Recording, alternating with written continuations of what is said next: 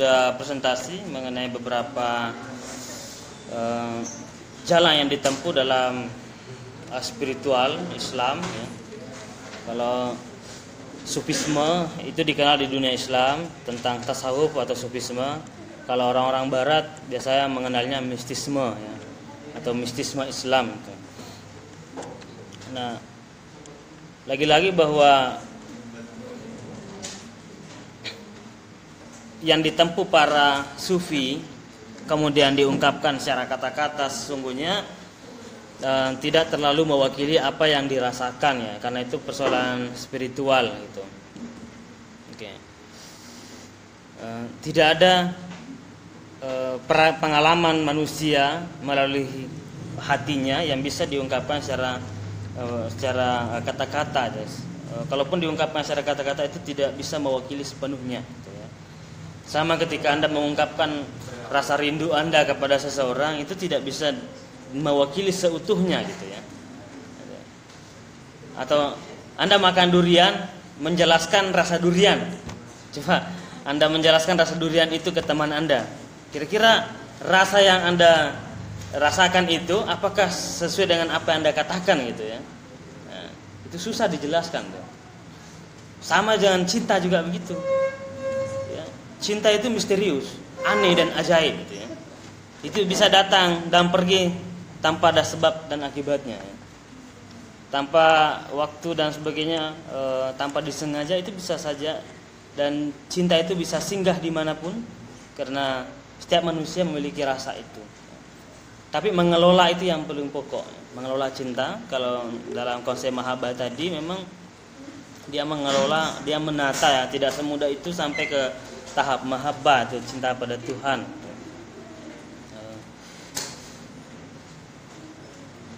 Di luar Islam sendiri pun perasaan cinta itu bisa terwujud pada manusia, pada sama manusia, pada alam semesta gitu, pada Tuhan bisa terwujud seperti itu sesuai dengan konsep kita. Nah, di luar Islam pun ada seperti itu. Anggaplah misalnya ada salah satu tokoh dari Nasrani namanya Bunda Teresa. Bunda Teresa ini sudah dikenal di dunia bagaimana kecintaannya pada manusia. Sampai-sampai dia meninggal itu karena tidak ada yang bisa dimakan, karena semuanya diserahkan kepada orang-orang yang membutuhkan itu. Itu Bunda Teresa.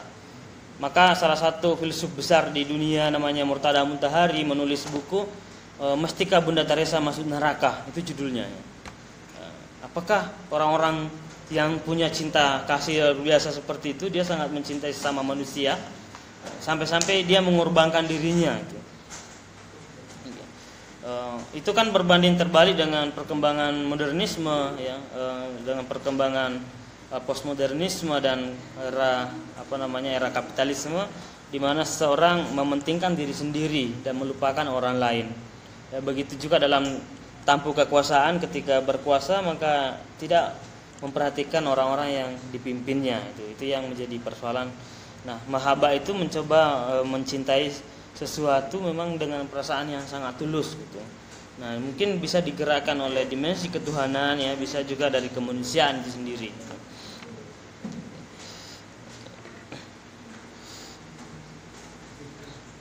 Nah, salah satu ciri cinta itu sendiri adalah bertumbuh pada kebaikan. Itulah cinta. Ketika ada begini, ada sepasang kekasih yang katanya jatuh cinta, kemudian dia kebablasan ya, dia pada kemaksiatan. Kemudian ditanya, mengapa sampai seperti itu? Dia katakan itu karena cinta gitu. Itu bukan cinta, itu nafsu namanya ya. Karena cinta itu menghadirkan pertumbuhan kepada lebih baik. Nah, makanya kalau misalnya membaca buku tentang filsafat cinta dari karya Sabrina Maharani, Sampulnya Warna Hitam, itu Anda akan memahami betul bahwa yang mana disebut sebagai cinta, yang mana disebut sebagai nafsu gitu. Itu sangat tipis sekali. Lebih tipis dari kulit bawang gitu. Ya, perbedaannya itu sedikit saja itu sudah berubah. Nah, mengelola itu sangat penting ya. Itu sangat mengelola. Nah, filsafat cinta itu penting ya. Karena itu kan menuntun kita memahami cinta yang sesungguhnya gitu. Dan membaca buku itu Anda tidak akan mudah menerima cinta seseorang itu tanpa diverifikasi gitu. Tapi ketika Anda menerima cinta seseorang yang mencintai Anda dan memberikan tempo waktu tanpa sekejap menjawabnya, itu bukan lagi cinta tapi pertimbangan gitu ya. Misalnya ada yang mengatakan I love you gitu ya, atau ada yang mengatakan kepada Anda aku sangat mencintaimu sejak pertama kali bertemu gitu. Wah itu bisa diverifikasi gitu, betulkah ya? Ya itu betulkah cintanya ataukah nafsunya gitu ya? Misalnya cinta karena cantiknya itu sudah nafsu itu ya. Cinta karena hartanya ya, motornya bagus, mobilnya bagus gitu ya. Cinta karena pintar itu sudah masuk ke kategori cinta eros namanya ya. Ada sesuatu yang mudah erosi gitu ya. Cinta eros. Nah, ada namanya cinta agape ya, cinta yang memberi tanpa mengharap kembali. Dan itu dilakukan oleh para penempuh sufi seperti konsep mahabbahnya Rabi'atul Adawiyah itu ya. Dia betul-betul menjalankan ibadah itu dengan sampai ke sana itu karena kesadaran saja ya. Dia punya kesadaran. Nah, sebenarnya awalnya dari Rabi'atul Adawiyah itu secara sejarah dia lahir dari keluarga miskin itu. Bahkan waktu lahirnya Rabi'atul Adawiyah itu bapaknya tidak punya perlengkapan kain itu untuk membungkus bayinya itu. Akhirnya dia selalu berdoa kepada Allah itu bapaknya bahwa semoga saya tidak pernah meminta kepada orang lain gitu. Itu yang diharapkan, semoga saya meskipun terpuruk tapi tidak pernah menjadi peminta itu, meminta pada orang lain kecuali minta kepada Allah gitu. Nah, suatu waktu karena dasarkan istrinya bahwa daripada tidak ada kain yang dipakai membungkus Rabi'atul Adawiyah ketika lahir, minta tolonglah kepada tetangga gitu. Dan akhirnya memaksakan diri ya meskipun tidak sesuai dengan doanya gitu ya. Tapi ketika mengetuk pintu tidak ada tetangganya yang merespon waktu itu ya. Mungkin tengah malam atau tidak kedengaran, dan dia malah bersyukur itu karena doanya terkabulkan bahwa saya berusaha dalam hidup saya tidak merepotkan orang itu. Itu satu konsep dari bapaknya.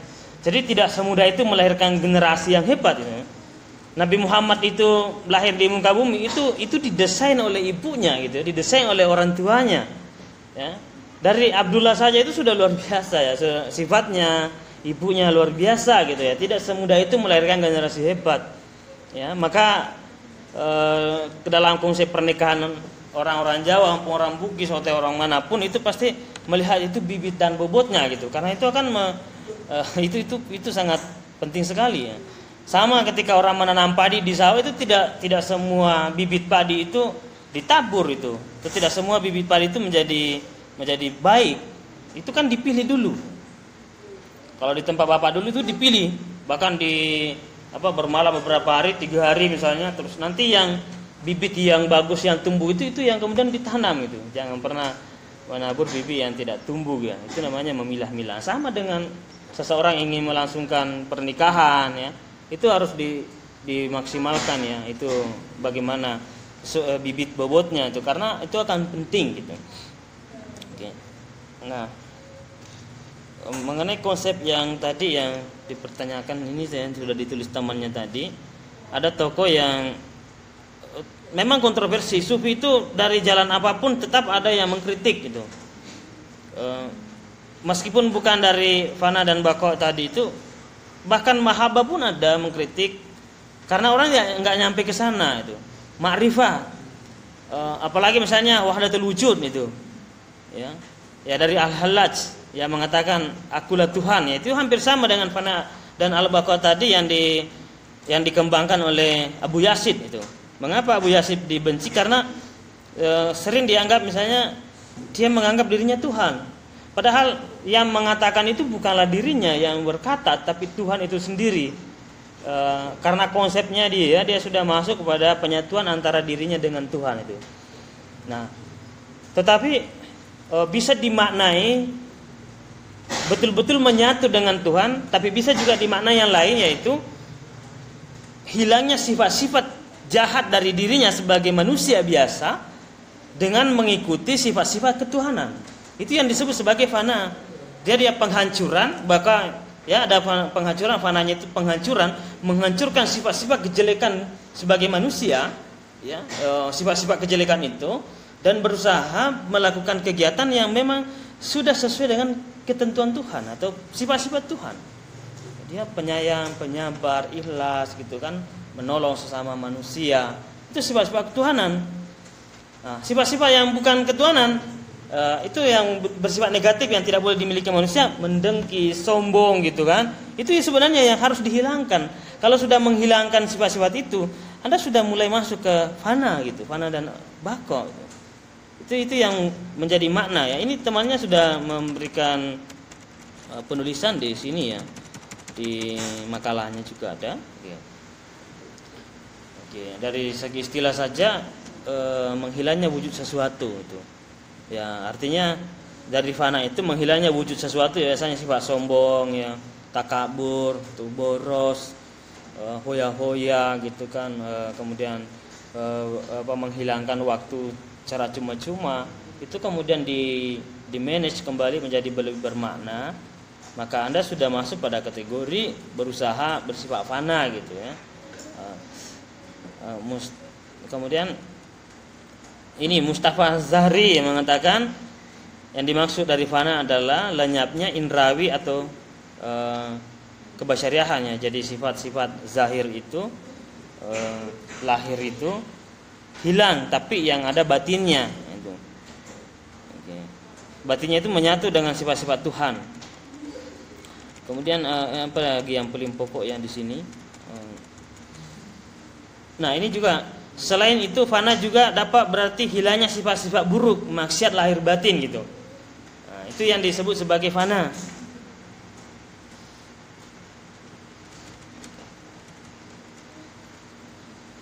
Nah, adapun baqwa itu bagi orang-orang sufi yaitu kekalnya sifat-sifat terpuji. Nah, karena istilah fana itu penghancuran, kita berusaha menghancurkan sedikit demi sedikit kesombongan itu ya.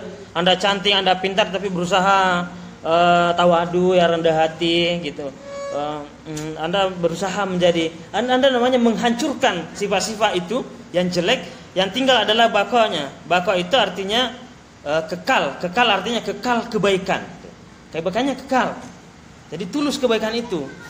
Nah, ini tadi ini bisa ini sebenarnya mestinya dibahas panjang dari pemakalah gitu ya. Jadi poin-poin pokoknya. Jadi tidak sekedar membaca makalahnya, tapi memang memberikan pendalaman dari apa yang menjadi poin inti dari setiap pembahasan subtema itu tadi. Nah, salah satu subtema dengan fana dan baqwa itu. Nah, ini itu kan kelihatan ya di situ. Ini oke. Nah, fana lenyapnya sifat-sifat basyariah seperti akhlak yang tercela gitu kan, berbohong, kebodohan, kemaksiatan. Nah, sedangkan baqwa itu kekalnya sifat-sifat ketuhanan yaitu akhlak terpuji. Nah, itu yang menjadi poin pokoknya. Nah, bagian awal juga pembahasan dari makalah ini sebagai jalan para sufi, ada juga maqamat ya.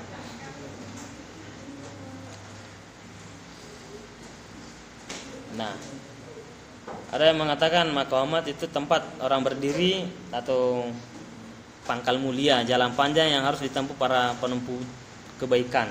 Jadi tidak semudah itu orang sampai kepada tingkatan sufi, macam-macam tingkatannya itu. Tapi mulai dari yang bisa kita mulai saja ya, misalnya tapi memang ada manusia dalam ilmu psikologi, ada bahasa-bahasa manusia ada rasa kesombongan gitu kan, ada rasa merasa pintar misalnya, itu ada dan itu manusiawi. Tapi berusaha dikikis demi sedikit, itu namanya manusia selalu berusaha pada tingkatan perjalanan para sufi. Para sufi itu tidak ada yang dari awal suci ya, semuanya pembersihan. Semuanya melakukan pembersihan. Oke. Imam Ghazali juga begitu. Imam Ghazali itu sangat melakukan pembersihan. Oke. Nah, maqamat itu artinya tangga yang harus ditempuh seorang sufi menuju pada Tuhannya. Gitu. Nah, Imam Ghazali memberikan ada 7 ya, ada 7 tingkat ya, ada 7 hal yang mesti dilakukan seseorang para pemula untuk sampai mendaki pada pendakian spiritual yang lebih tinggi lagi gitu. Oke. Ini ya, dalam kitab Ihya Ulumuddin itu sendiri Ada minimal ada 7. Yang pertama zuhud. Nah, ini tidak ingin kepada sesuatu yang bersifat keduniawian, artinya dia tidak terbelenggu oleh duniawi. Dia memang hidup di dunia tapi tidak terbelenggu gitu. Itu kan poin pokok itu yang bisa menghancurkan kita bisa menghancurkan sesuatu yang cinta sekali dengan dunia gitu. Akhirnya takut pada pada kematian, takut pada akhirat atau tidak mempersiapkan bekal akhirat. Itu yang jadi masalah ya. Nah, orang zuhud itu pasti mempersiapkan. Nah, apapun itu diniatkan untuk ibadah ya. Itu bagian pokok dari zuhud itu. Jadi Anda datang ke sini belajar itu adalah ibadah. Karena perintah Tuhan gitu. Itu perintah Allah sendiri dan perintah Nabi. Jadi jangan datang ke sini untuk dapat IPK gitu kan. Bukan itu sebenarnya tujuannya ya. Itu bagian akhirnya saja. Punya niat yang seperti itu atau punya konsep bahwa datang ke kampus itu adalah ibadah dan itu adalah pahala besar. Karena menuntut ilmu adalah wajib. Bahkan Nabi mengatakan man arada dunya fa alaihi bil ilmi. Barang siapa dari kalian yang ingin kebahagiaan pada dunia, maka hendaklah dia berilmu. Waman aradal akhirah fa alaihi bil ilmi. Barang siapa yang ingin bahagia di akhirat, maka wajiblah dia berilmu. Dia punya ilmunya. Waman aradahuma fa alaihi bil ilmi. Barang siapa ingin kedua-duanya, bahagia dunia, bahagia akhirat, maka hendaklah dia berilmu. Itu ilmu itu sangat penting.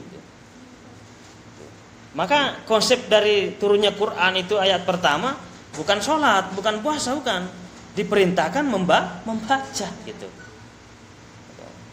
Bukan berarti sholat tidak utama, tapi sholat tanpa memaknai itu disebut sebagai rugilah orang yang sholat, orang yang tidak memahami sholatnya, tidak memaknai sholatnya. Apa ayatnya itu ya? Bahkan orang yang sholat pun rugi itu kata Tuhan. Fawailul lil musallin. Celakalah orang yang sholat. Bayangkan orang yang sholat saja celaka, apalagi tidak sholat. Ya. Itu jelas ayatnya itu. Fawailul lil musallin allazina an salatihim sahun. Celakalah orang-orang yang sholat, yaitu orang yang melalaikan makna-makna sholatnya. Kata kuncinya di mana? Kata kuncinya bahwa kita diperintahkan sholat itu bukan kewajiban. Nah, jangan dianggap wajib, tapi kebutuhan. Nah, apa itu kebutuhan? Supaya kita terhindar dari sifat keji dan mungkar. Maka Tuhan sendiri menjawab itu, apa sih maknanya sholat itu? Inna sholata tanha anil fahsya'i wal munkar. Sesungguhnya sholat itu mencegah pada perbuatan keji dan mungkar. Itu pikiran Tuhan bagi orang yang sholat. Tapi kan banyak orang yang sholat tetap melakukan kemaksiatan dan kekejian dan kemungkaran, bahkan penzaliman, membunuh orang dan korupsi gitu. Tapi kalau Jumat dia sholat Jumat gitu kan. Duhur dia sholat duhur, dia berjamaah di kantor, di DPRD, di DPR dan sebagainya. Tapi kan tetap nyolong. Nah, itulah yang disebut fawailul lil musallin. Celakalah orang yang sholat seperti itu, yang tidak memaknai sholatnya itu. Bahwa orang sholat itu harus mencegah diri dari perbuatan keji. Itu sulit itu untuk sampai ke sana. Jadi tidak semudah itu orang sholat. Ada yang mengatakan, beberapa sufi misalnya mengatakan, salah satu tanda diterimanya sholat seseorang ketika dia sudah mampu berjalan pada sesuai koridornya, kebaikannya itu, sesuai dengan keinginan Tuhannya itu, mampu mencegah diri dari kejahatan. Itu salah satu indikatornya. Jadi orang yang sholat saja itu masih bisa dikategorikan celaka dan rugi, apalagi yang betul-betul tidak melaksanakan. Nah, oke. Itu jadi pentingnya bagi orang sufi, pentingnya pendalaman. Jadi tidak sekedar gerakan saja. Kalau sholat itu hanya mengandalkan gerakannya saja, Anda berdiri ruku, lebih bermakna olahraga daripada itu. Laki-laki olahraga futsal itu lebih capek daripada sholat itu. Ya. Nah, itu jadi sholat itu bukan persoalan fisiknya saja tuh. Ada batinnya yang harus jalan dan itu mengontrol hidup kita. Itu mengontrol. Gitu. Nah, mempelajari alat tasawuf kita mencoba masuk ke dimensi yang lebih mendalam tuh, ya, batinnya tadi. Jadi ada bagi orang sufi ada yang sholat raganya, ada yang batinnya gitu. Bagi orang yang menggugurkan kewajiban itu bisa dikatakan sholat secara lahiriah saja ya.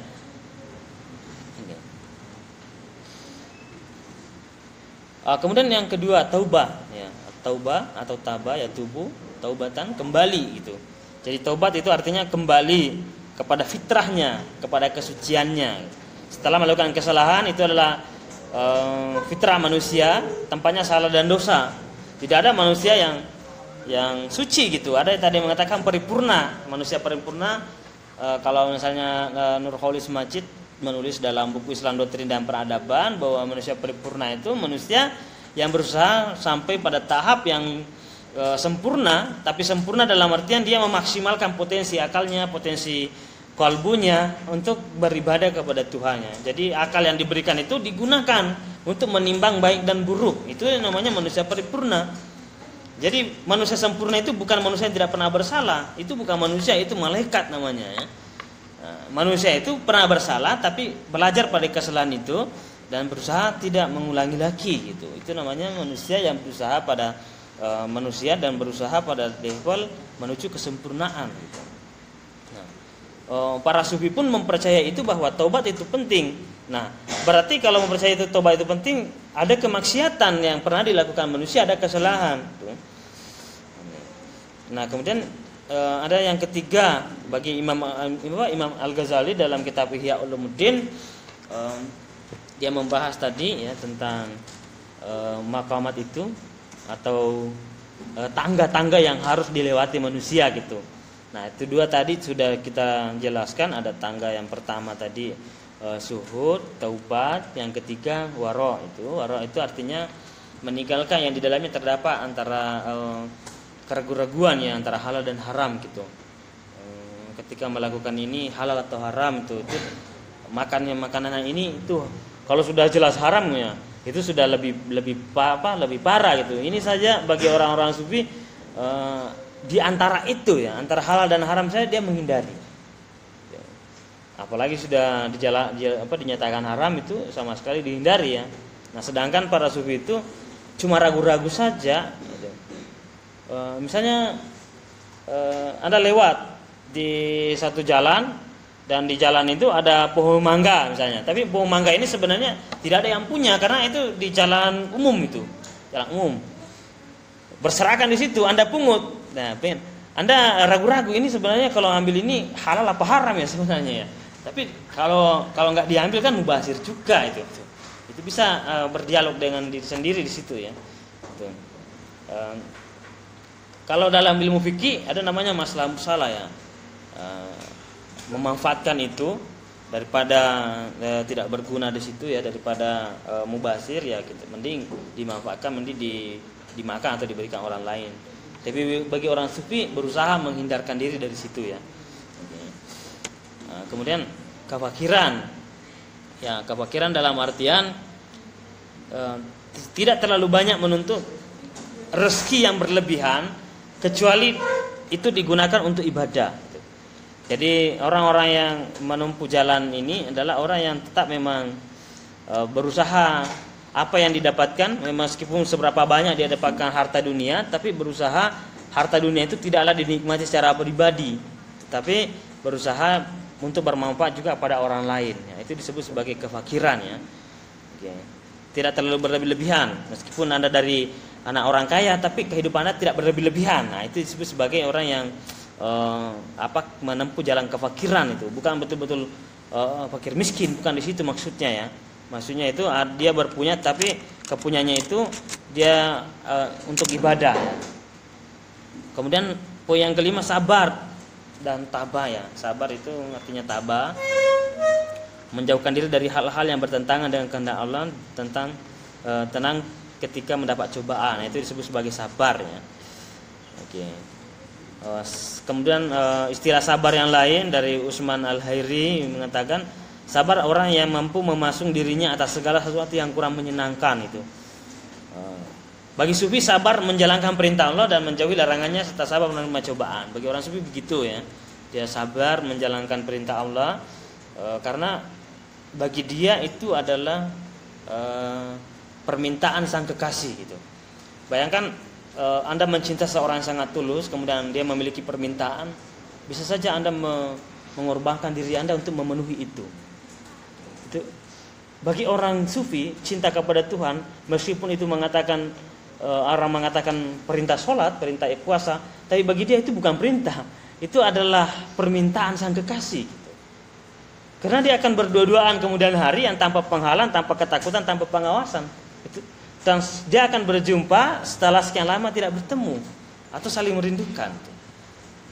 Itu bagi orang sufi di sana ya, maka dia sangat senang dalam ibadahnya karena menganggap bahwa itu adalah percakapan ngobrol-ngobrol santai dengan Tuhan.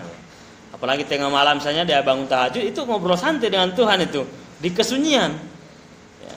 Bagi orang yang bukan jalan ke situ ya, dia aduh capek sekali ya bangun lagi tahajud gitu. Padahal tahajud itu dari kata jihad juga tuh. Artinya dia bersungguh-sungguh. Jadi orang tahajud itu orang yang punya kesungguhan, orang punya perjuangan untuk bangun di tengah orang-orang yang tidak mau bangun gitu. Ada konsep kedua, sahabat Nabi ada juga yang sholat tahajud tanpa tidur lebih dahulu, tapi diawali dengan ibadah yang lain seperti berilmu, kajian. Ada yang masuk organisasi atau yang punya kelompok diskusi, kajian sampai jam 2 subuh gitu, belum tidur. Sebelum tidur itu bisa tahajud. Sebelum tidur bisa tahajud karena artinya tahajud itu dia punya kesungguhan gitu. Itu sahabat Nabi pernah ada yang melakukan seperti itu. Karena dia beribadah pada ibadah yang lain ya, seperti berilmu tadi ya. Kajian, Anda baca buku, Anda baca buku larut dengan bacaan bukunya sampai jam 1 malam, takut ketika tidur nanti tidak bangun tahajud, itu bisa tahajud dulu 2 rakaat, 4 rakaat, 6 rakaat itu bisa, kemudian Anda tidur, bangun lagi sholat subuh. Ya, itu bisa ya. Oke.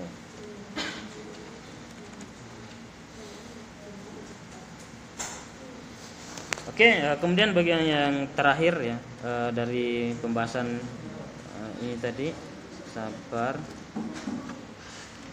Nah, yang keenam tawakal ya, bagian akhir tawakal menyerahkan diri, berserah diri hanya kepada Tuhan, tidak boleh berserah diri kepada sama manusia gitu. Oke.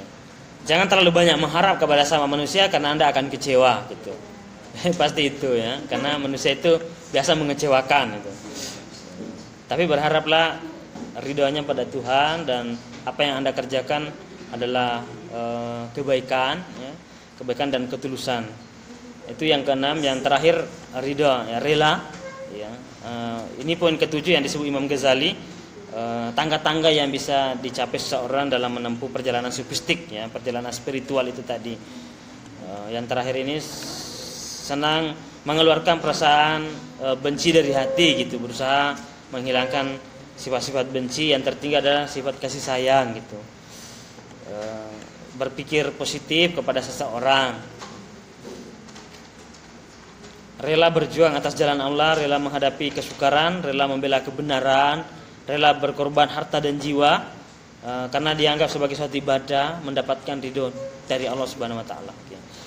Nah, itu yang menjadi tambahan hari ini dan silakan dikumpul ya para